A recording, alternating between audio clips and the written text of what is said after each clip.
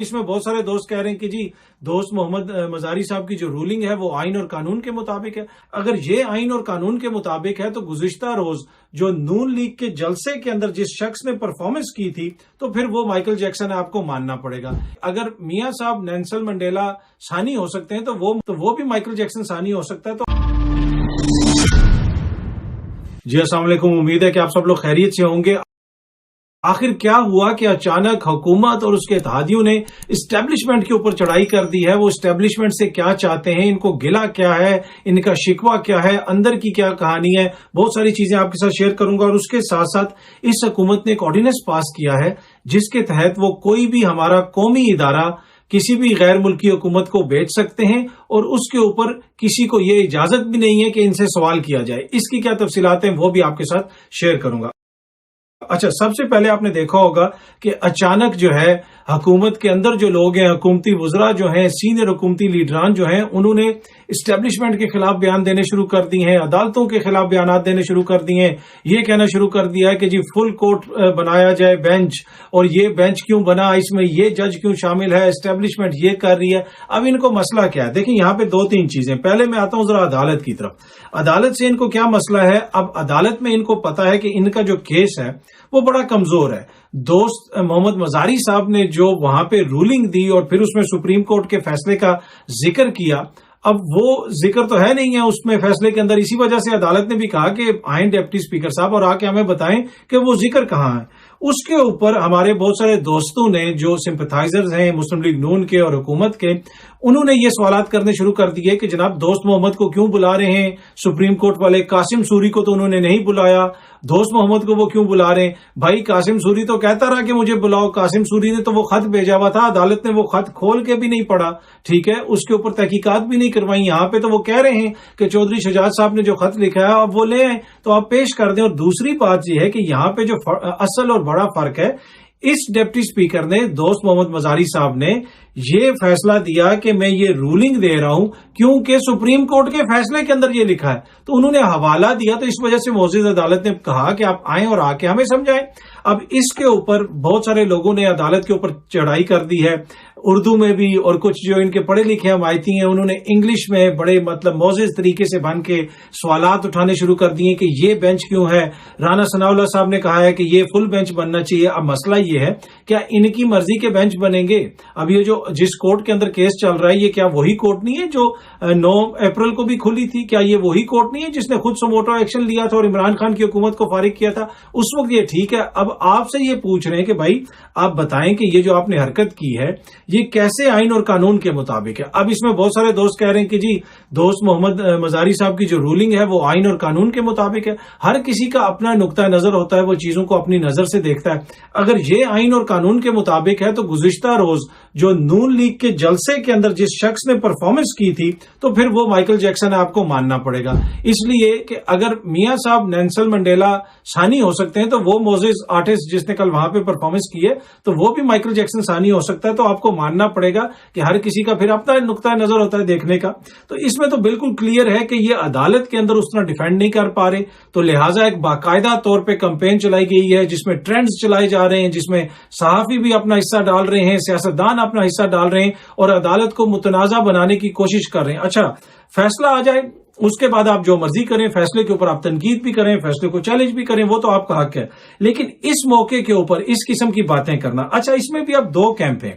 ایک کیمپ وہ ہے جو مایوس ہو چکا ہے ان کے دوستوں کا، وہ یہ کہتا ہے جی آپ نے اینٹی اسٹیبلشمنٹ بیانیہ دے دیا خان کو، اب کچھ نہیں ہو سکتا، آپ کی ٹرین نکل گئی، آپ لیٹ ہو گئے، آپ نے جو ہے نا اب آپ جائیں گے تو لوگ آپ کو ووٹ بھی نہیں دیں گے، لوگ آپ کی جماعت کا ٹکٹ بھی نہیں لیں گے۔ تو وہ تو مایوس ہو گئے ہیں جو 3 سال سے ان کو ان تمام مسائل کا نجات دہندہ کے طور پہ پیش کر رہے تھے کہ یہ لوگ آئیں گے اور یہ سارے مسائل حل کریں گے، لیکن ان کی اتنی زیادہ انکمپیٹنس ہے، اتنی شیئر انکمپیٹنس ہے کہ وہ بھی اب ڈیفینڈ نہیں کر پا رہے۔ لیکن اس کے ساتھ ساتھ دوسرا جو گروپ ہے جس میں زیادہ پڑھے لکھے ہیں، زیادہ معزز ہیں، انگلش میں بھی لکھتے ہیں، اب وہ یہ ثابت کرنے کی کوشش کر رہے ہیں کہ یہ تو سارا قصور ہی اسٹیبلشمنٹ کا ہے، اسٹیبلشمنٹ ان کو حکومت نہیں چلانے دے رہی ہے، ادارے ان کو حکومت نہیں چلانے دے رہے۔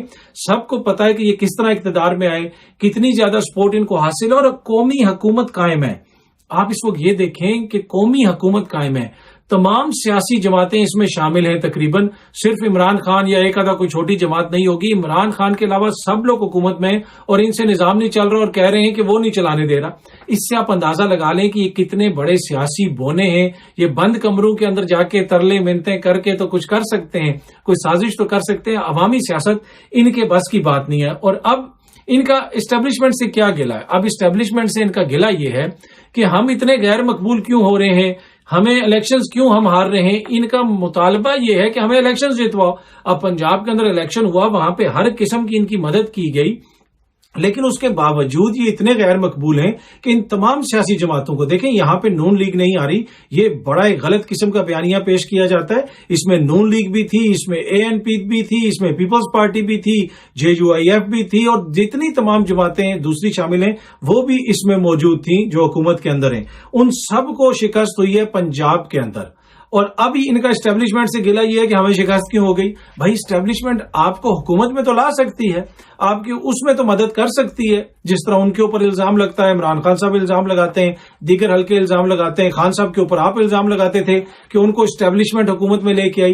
तो एस्टेब्लिशमेंट हुकूमत में बकौल आपके इमरान खान को तो लेके आई, लेकिन निजाम को एस्टेब्लिशमेंट नहीं चला सकती, ना ही वो किसी को मकबूल कर सकते हैं, ना ही किसी को गैर मकबूल कर सकते हैं। तो अब ये मुतालबा कि हम मकबूल क्यों नहीं हो रहे, उसमें फौज हमारी मदद करे। भाई उनको तो अपने मसाइल पड़े हुए, आपकी वजह से उनके ऊपर झूठे सच्चे जो इल्जाम लगते हैं उनको तो अपनी मकबूलियत के मसाइल पड़े हुए हैं। उनका जो जिस तरीके से उनको टारगेट किया जा रहा है अनफॉर्चुनेट है, इदारों को टारगेट किया जाता है, कमजोर किया जाता है, तो उससे मुल्क का नुकसान है।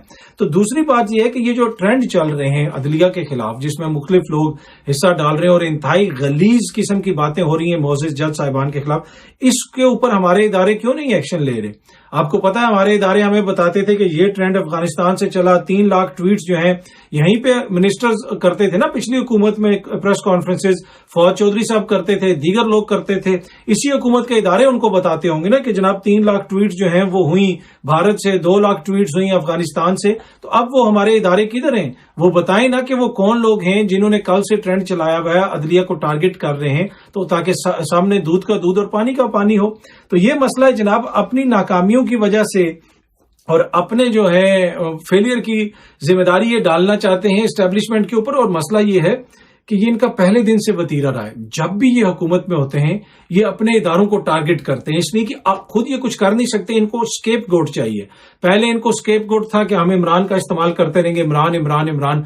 अब वो भी मसला नहीं बन रहा।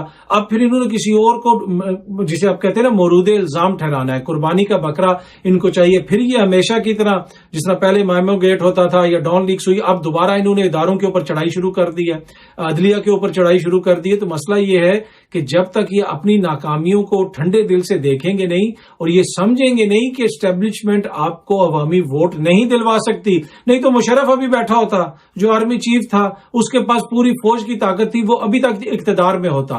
तो जब तक ये इस चीज को नहीं मानेंगे इनके मसाइल हल नहीं होंगे।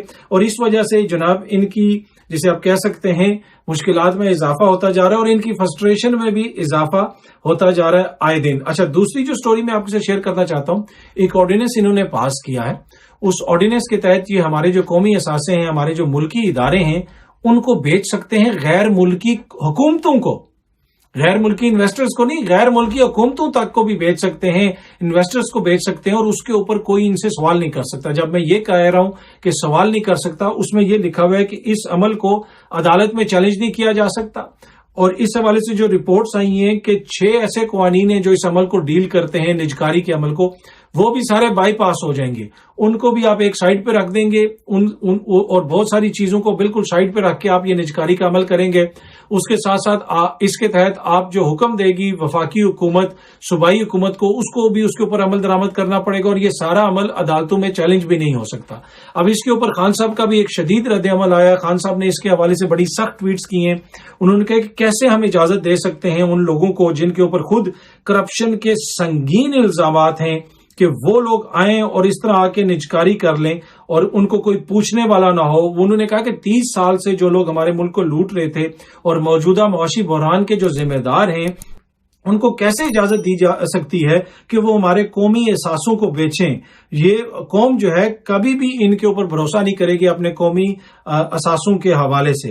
اور اس کے ساتھ ساتھ انہوں نے یہ بھی کہا کہ یہ امریکی امپورٹڈ حکومت ہے، ان کی مرضی سے آئی ہے، اور جو ان کے ایک آپ کو پتہ ہے جو اس حکومت کے اوپر مختلف قسم کے الزامات لگاتے ہیں۔ انہوں نے زرداری فیملی کا بھی ذکر کیا، خاندانوں کا بھی ذکر کیا کہ ان لوگوں کی فیملی جو ہے وہ دونوں کے اوپر کرپشن کے سنگین الزامات ہیں۔ تو کیسے ہو سکتا ہے کہ ایک ایسا یہ نجکاری کا عمل کریں اور ان کو اس کی اجازت دی جائے جس کے اوپر جو جوڈیشل اوور سائٹ ہے، جو جس طرح جوڈیشری کی نظر ہوتی ہے وہ بھی نہ ہو، اس کو آپ چیلنج بھی نہیں کر سکتے، تو یہ اس کی قطعاً اجازت نہیں دی جا سکتی۔ تو خان صاحب کا یہ موقف ہے، انہوں نے بڑا سخت اس حوالے سے ٹویٹ کی۔ بنیادی طور پہ جو اس وقت معیشت کی حالت ہے، معیشت ان سے سنبھل نہیں رہی ہے، تو اس کا انہوں نے طریقہ یہ نکالا ہے کہ اپنے گھر کی چیزیں بیچ کے، جس طرح نشئی ہوتا ہے نا، وہ گھر کے برتن بیچ کے اپنی نشے کی عادت پوری کرتا ہے۔ اس وقت پاکستان کی وہ حالت ہو چکی ہے اور قابل رحم ہے۔ اس میں نہ عمران خان کی فتح ہے، نہ اس میں شہباز شریف کی شکست ہے، بھائی اس میں ہم سب کی شکست ہے کہ ملک کی ہماری یہ حالت ہو گئی ہے